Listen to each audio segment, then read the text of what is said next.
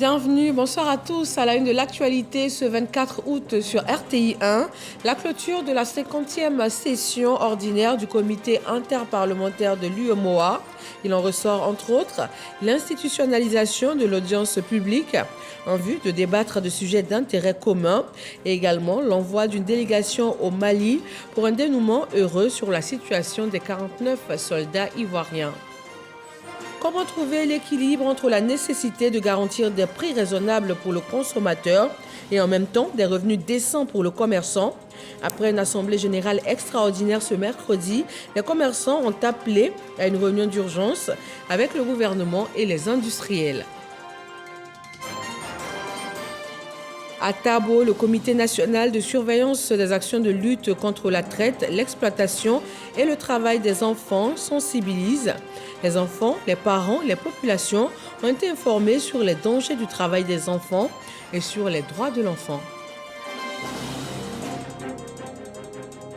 Plus de 14 millions d'Angolais sont appelés aux urnes ce 24 août, 220 députés à élire avec un nouveau président de la République. 8 partis politiques en lice. La commission électorale a déclaré que l'élection sera équitable et transparente. Merci d'être des nôtres ce soir encore sur RTI 1. La 50e session ordinaire du comité interparlementaire de l'UEMOA s'est refermée aujourd'hui. Il en ressort entre autres la décision de mise en place d'escortes conjointes le long des corridors des États membres de l'UEMOA. Il a aussi été décidé de l'envoi d'une délégation interparlementaire pour la paix en Côte d'Ivoire et au Mali pour un dénouement heureux sur la situation des 49 soldats ivoiriens. Moussa Konaté. Fin de la 50e session ordinaire du comité interparlementaire de l'UEMOA. Plusieurs sujets débattus au cours de 9 jours de travaux. De nombreuses résolutions enregistrées, au nombre desquelles l'institutionnalisation de l'audience publique, puisque ça a été une nouvelle activité du CIP UEMOA. La mise en place d'escortes conjointes entre les pays de l'Interland, où nous avons un véritable problème de sécurité dû au terrorisme qui sévit dans cette zone et qui est à la base souvent de blocage de convois, je veux dire de marchandises dans cette zone de l'UEMOA. Les rapports issus de la session, une fois envoyés dans les parlements, c'est envoyé aux États membres, aux chefs d'État membres. Et ça, nous comptons sur 2 voies. La première voie, c'est nos parlements. La deuxième voie, c'est la voie par la commission de l'UEMOA. Chacun à son niveau, dans sa diplomatie entre le Parlement et le gouvernement de son pays, puisse vraiment œuvrer pour que ça soit mis en pratique. La situation des 49 soldats ivoiriens détenus au Mali également au cœur de ces assises d'Abidjan. Le comité interparlementaire de l'UEMOA appelle les hautes autorités de ces 2 États membres au dialogue. Engage le comité interparlementaire à se servir de la diplomatie parlementaire afin d'aboutir au règlement pacifique de ces différends opposant les 2 États frères. Décide d'envoyer une délégation du Conseil parlementaire pour la paix du CIP UEMOA en Côte d'Ivoire et au Mali pour un dénouement heureux de ces différends. Le comité interparlementaire de l'UEMOA adresse des motions spéciales à l'Assemblée nationale de Côte d'Ivoire pour sa contribution à la tenue de cette 50e session ordinaire, ainsi qu'au chef de l'État Alassane Ouattara pour son implication dans l'intégration sous-régionale. Le Comité national de surveillance des actions de lutte contre la traite, l'exploitation et le travail des enfants est dans la sous-préfecture de Tabo. Il y a lancé la campagne de sensibilisation des enfants et des populations sur les dangers du travail de l'enfant. L'objectif étant d'instruire aussi bien les parents que les enfants sur les droits de l'enfant en Côte d'Ivoire. Frédéric Oulaï et Serge Coléa. À la salle des fêtes de Tabo sont réunis une centaine d'enfants et de parents. Venus des villages de la sous-préfecture, ils participent à un programme de sensibilisation sur les dangers liés au travail des enfants. Une initiative du CNS, le Comité national de surveillance des actions de lutte contre la traite, l'exploitation et le travail des enfants. Sensibiliser nos parents, mais sensibiliser aussi les enfants que vous êtes. Il faut que vous connaissiez vos droits. Il faut que vous sachiez ce que c'est que le travail des enfants. Il faut que vous sachiez que la première dame, Maman Dominique Ouattara, ne vous interdit pas d'accompagner vos parents au champ, mais ce qu'elle dit, son message, il est très clair. Vous pouvez aider les parents en dehors des heures de classe. Parce que la place des enfants, c'est où? Je veux vous entendre dire ça très fort. La place des enfants, c'est où? Très bien. Au menu, un atelier pédagogique et la projection d'un film pour favoriser la prise de conscience sur les droits des enfants. Représentant la secrétaire exécutive du CNS, Nadia Bende, chef de cabinet de la Première Dame, a situé les enjeux de cette campagne de sensibilisation. L'éradication du travail des enfants dans les plantations est un combat majeur que mène la Première Dame de Côte d'Ivoire. Nadia Bende a traduit le soutien de la Première Dame à travers un don d'1 550 000 francs CFA aux populations. Oiseaux Vacances 2022, l'émission de vacances des tout-petits sur RTI 1, s'est refermée aujourd'hui sur une finale haute en couleurs, en rythme et en son. Les anges de la tribu de Saapleu de Danané sont les vainqueurs de cette édition 2022. Ils sont suivis des enfants émergents de Yopougon qui arrivent en deuxième position. Dans le domaine de la pêche, la Côte d'Ivoire a décidé de pratiquer le repos biologique. Il s'agit de fermeture saisonnière de la pêche et ce sera à partir de 2023. Le ministre des Ressources animales et halieutiques en a fait l'annonce lors d'une rencontre avec son homologue du Ghana, Dangui Dangui. Renforcement de la coopération en matière de recherche halieutique, collaboration pour avoir une position commune lors des rendez-vous internationaux sur la pêche, fermeture régionale saisonnière des pêches. Sur toutes ces questions au menu de leur séance de travail, la Côte d'Ivoire et le Ghana sont en phase. Elle pense que la lutte contre la pêche illégale est une question majeure pour laquelle les deux pays doivent fortement collaborer. Et donc, en un mot, il faut renforcer la lutte contre la pêche illégale dans le cadre de la coopération entre le Ghana et la Côte d'Ivoire.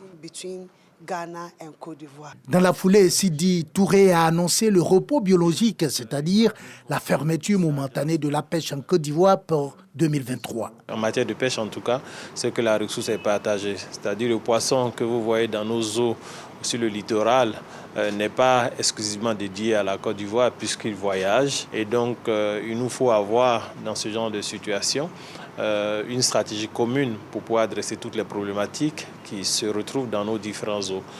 Nous avons parlé au cours de nos échanges de la problématique de la pêche illicite où il y a fortement besoin de prendre des décisions communes et mener des patrouilles conjointes pour pouvoir adresser le sujet.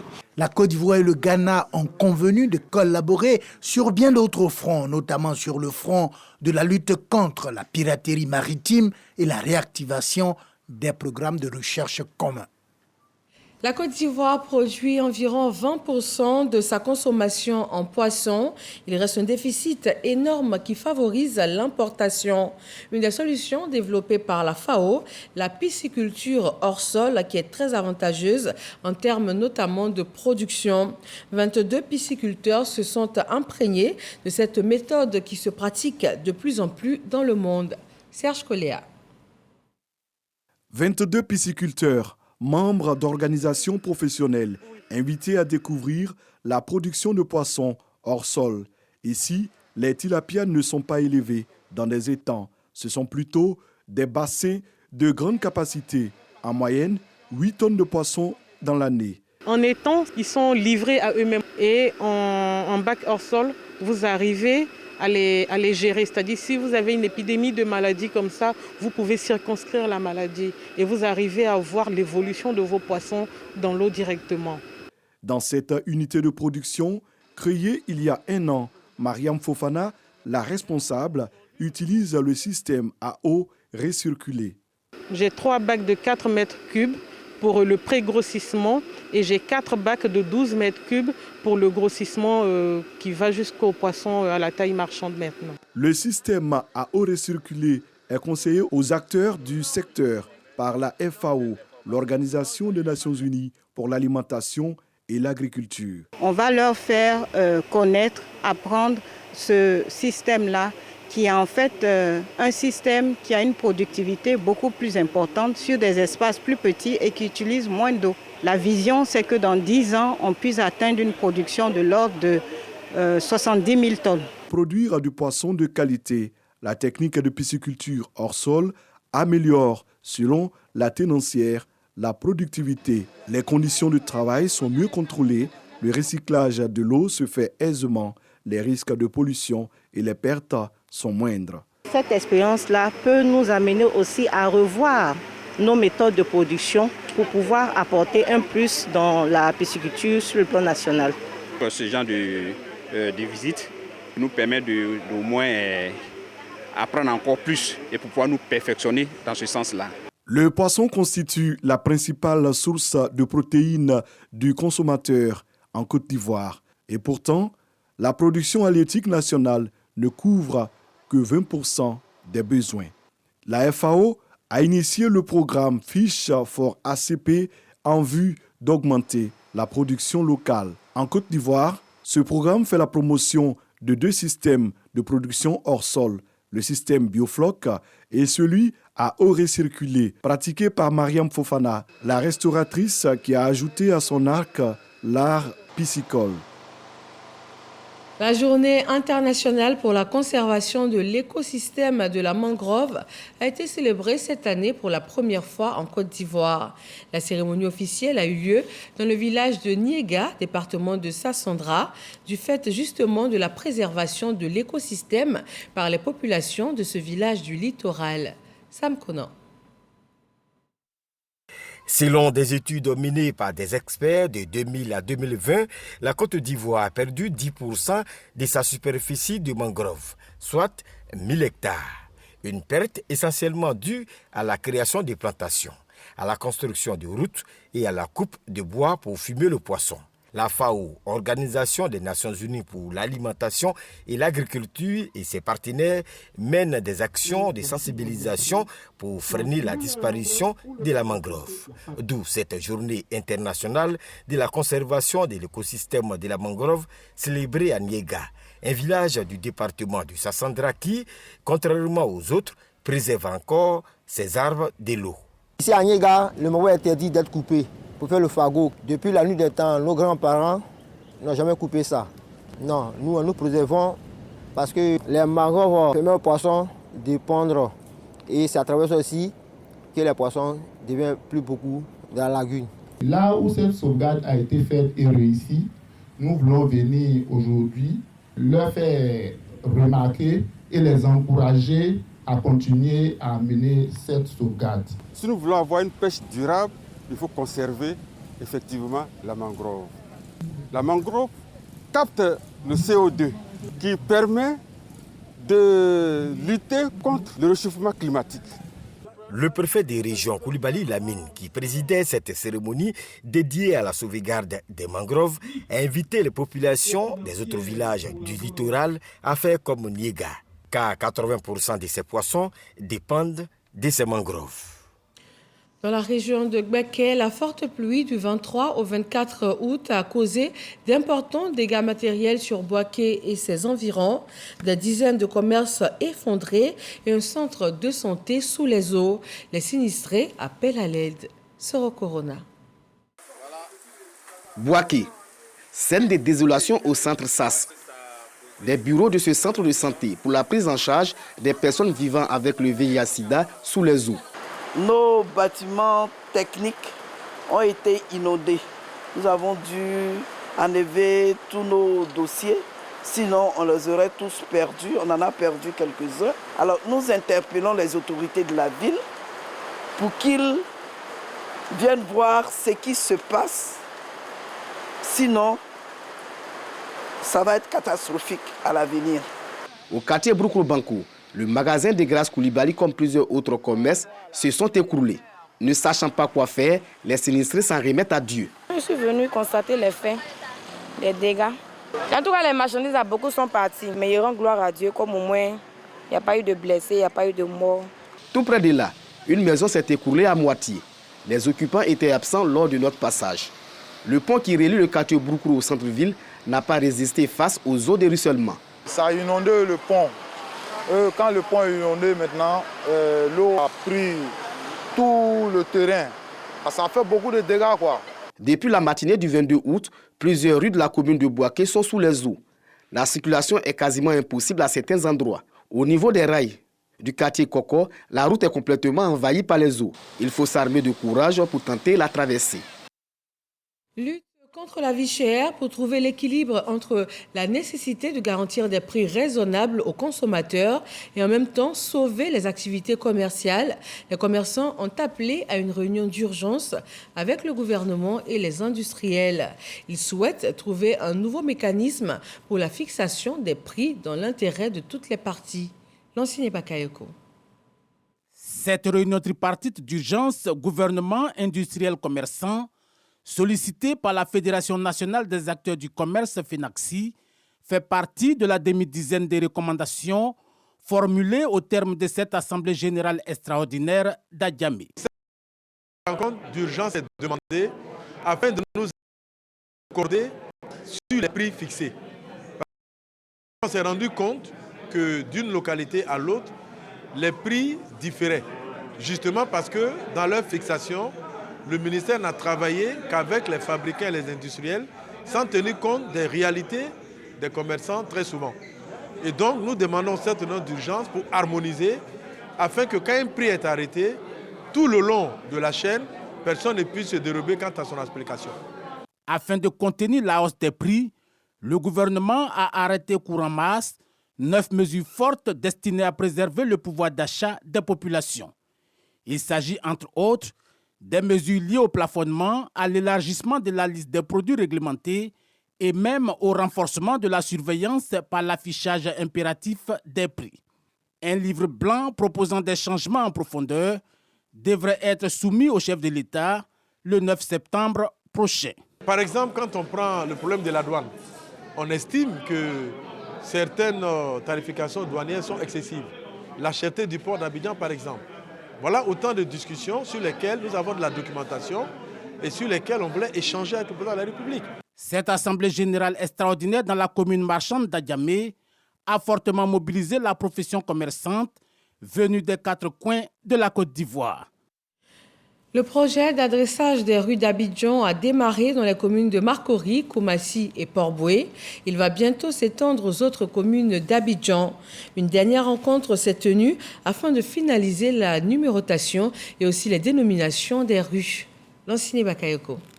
Au cours de ces échanges, le ministre-gouverneur du district d'Abidjan s'est imprégné de l'intégralité du processus d'adressage ainsi que des principes du partage des responsabilités entre le district et les communes qui en sont les bénéficiaires directs. Toutes ces rencontres s'inscrivent dans le cadre de la dénomination des voies et lieux publics de tout le territoire du district. C'est un travail collectif et qui doit se faire avec les collectivités.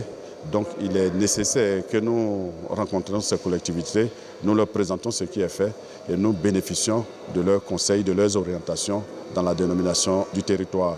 Outil de gouvernance locale et de gestion urbaine, l'adressage facilite entre autres le repérage des citoyens et des institutions dans la ville, la mobilisation des recettes fiscales et des taxes communales et la délivrance des services publics. Quand on met tout cela ensemble, c'est un bon paquet d'avantages pour lesquels l'unité de réalisation de ce projet nous donne vraiment satisfaction. On ne peut que les encourager. Les promoteurs du projet d'adressage des rues se sont également rendus à Cocody.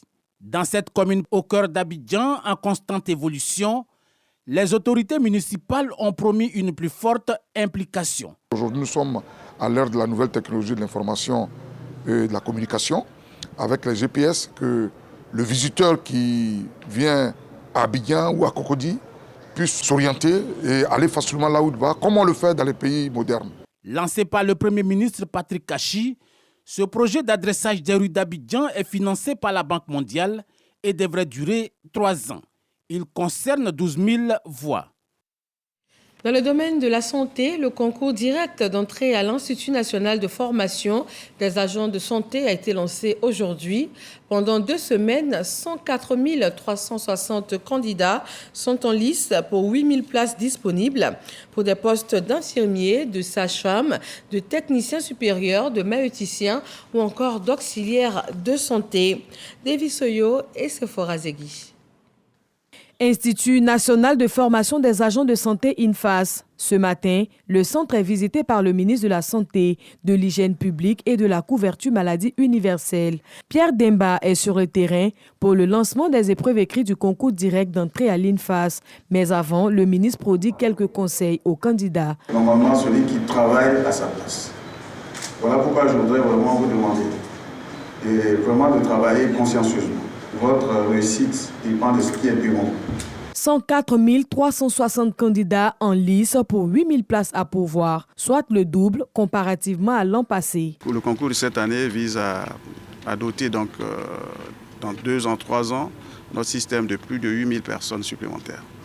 Et nous avons enregistré un nombre record de candidats, mais j'ai tenu à les rassurer que les meilleurs seront retenus. Parce que ce que nous visons, c'est d'améliorer la qualité des soins dans nos hôpitaux et de viser l'excellence à tous les niveaux. La recherche de l'excellence est la priorité de la tutelle. Ainsi, pour éviter la tricherie et la fraude, quelques innovations voient le jour. Il y a déjà 3 ans que nous avons mis les innovations en place. Les différentes versions pour la composition, ce qui fait que vous êtes voisins, vous avez la même épreuve, mais pas le même ordonnancement de ces épreuves-là.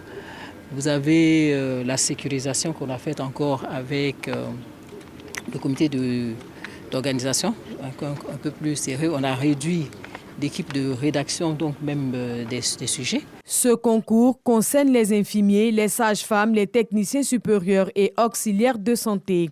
Pour cette première journée, les techniciens supérieurs ouvrent le bal. C'est la première fois que je passe le concours. Les épreuves sont abordables. Il ne s'agit pas de tout cocher, mais il s'agit de répondre aux questions dont on peut répondre en fait. Les épreuves écrites du concours direct d'entrée à l'INFAS vont s'étendre sur 2 semaines et les résultats seront connus le 5 octobre prochain. Et nous restons en santé avec le point chiffré de la maladie à coronavirus en Côte d'Ivoire pour aujourd'hui, 24 août.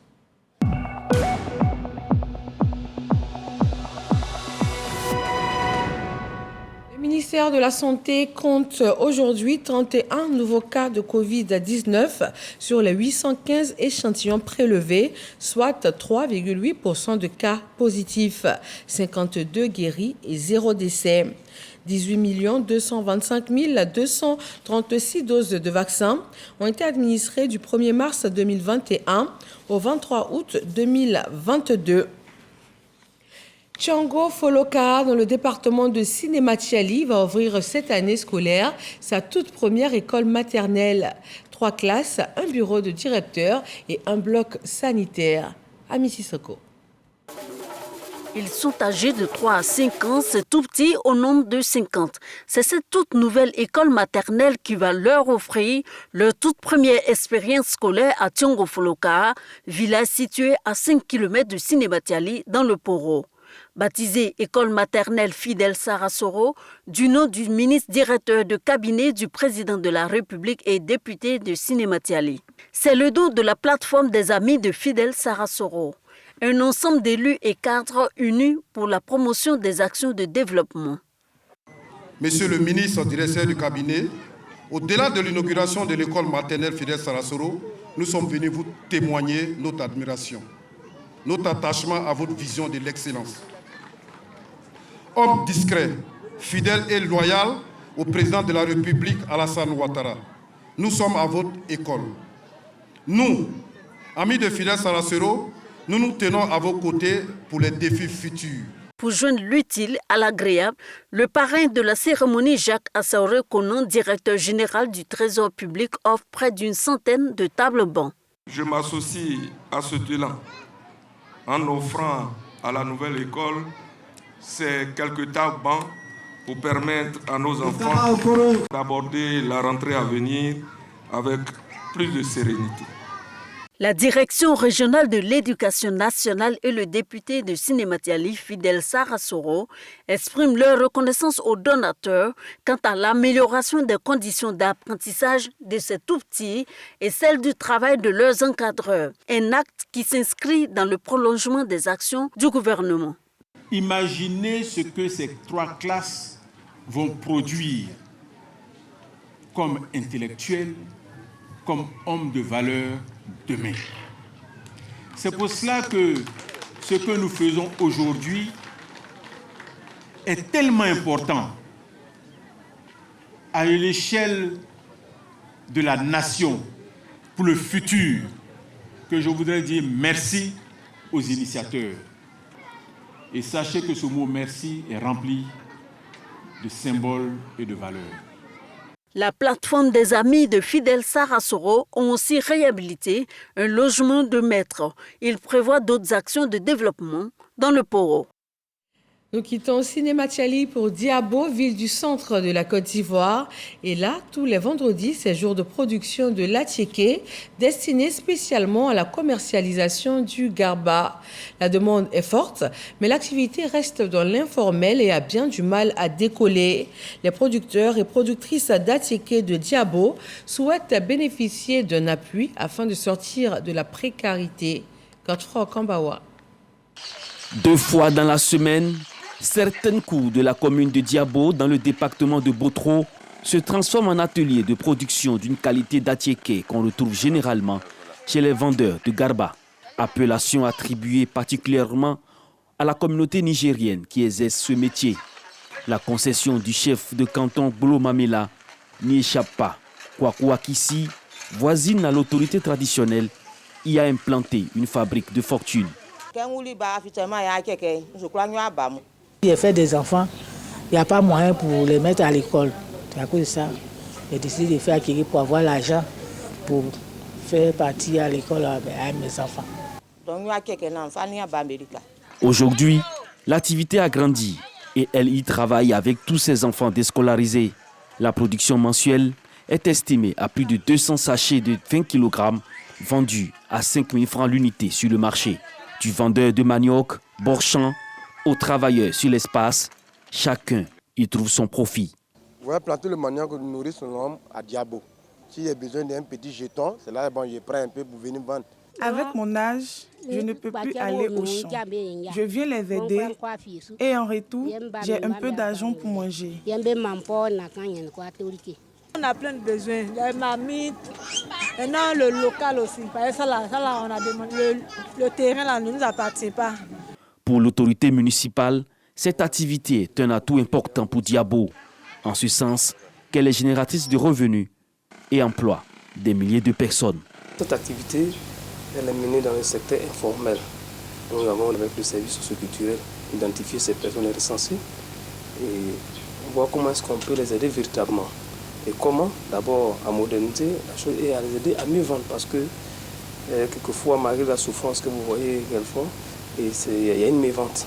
Cette activité dans la ville de Diabo n'est sans conséquence pour l'homme et l'environnement. Les tas de fagots provenant de la déforestation, les déchets et eaux usées polluent certains quartiers de la ville. On accepte ce travail des femmes. Diabo est une grande région productive d'attiéké qui part sur Abidjan. Donc à ce titre, les femmes, c'est leur activité principale qui est là. Donc elles s'adonnent à ça, donc on les encourage à le faire. On en a sensibilisé à plusieurs reprises que ces femmes prennent vraiment leur courage en main afin que ces saletés-là puissent être dégagées très loin. La sensibilisation, il faut toujours axer toute stratégie là-dessus. Nous avons encore repassé sur ces femmes, les convoquer à nouveau pour leur dire nous avons aujourd'hui le but. Nous avons obtenu des projets pour elles, mais avant la phase de démarrage effective de ce projet, qu'elles respectent un certain nombre de règles. Les autorités s'engagent à améliorer les conditions de travail de ces femmes. Des actions qui permettront sans doute l'autonomisation de la femme de Diabo.